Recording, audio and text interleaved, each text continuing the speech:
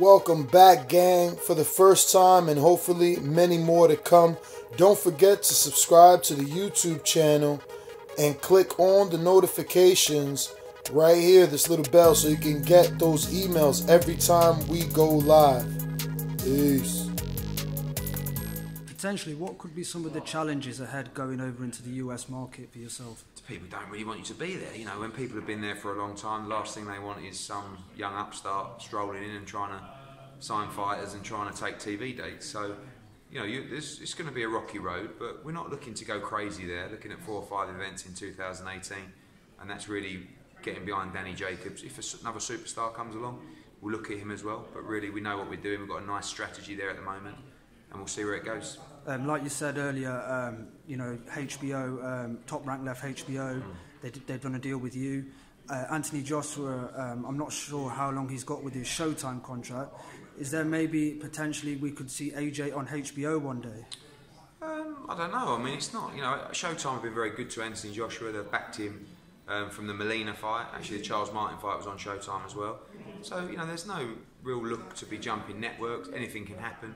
He's got one more fight after the Pulev fight, so you know, he's got a long career in front of him. If we stay with one broadcaster for that career, so be it. If we don't, then we'll look at the opportunities. But certainly Showtime have been good for Anthony Joshua, and you know, no plans to jump ship at the moment. Is there a danger that some of your UK talent will be looking at this and thinking, you know, Eddie's going to go over to America, maybe forget about, you know... if you're not good enough, yeah, because if you are good enough, you should be looking at it thinking, wow, Eddie can actually showcase me in America and I'm going to be in huge fights on both sides of the Atlantic. So yeah, I think there is a risk that some of the fighters that maybe aren't cutting the grade or maybe aren't going to go on and potentially headline fights on Sky or on HBO could look at it and say, oh, where do I sit in the pecking order? But it's what you've got to aspire to be. And I'm not really interested in looking at fighters that don't want to headline at the Barclays Centre and Madison Square Gardens and MGM. I want the fighters that want to do that. And now I can take them there through this association. So if you're good enough and you've got the ability to go on and become a world champion, you should really be looking at this Matchroom USA setup thinking, wow, what an opportunity for me. If maybe you're not good enough, yeah, then I can understand why you might think, well, maybe I'm not a priority anymore. But, you know, we give 110% to all our fighters. There isn't a fighter out there that we're not giving the opportunities to.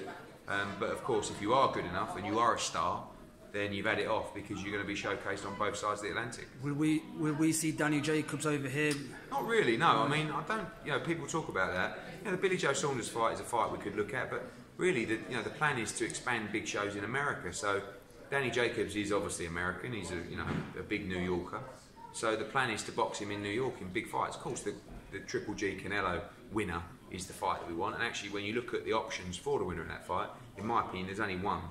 And that's Danny Jacobs. So we expected to face the winner in the spring-summer, but obviously they're going to rematch now. So we'll potentially look at the Lemieux fight for the spring, which again is a great fight, and then look to fight the Triple G Canelo winner after that.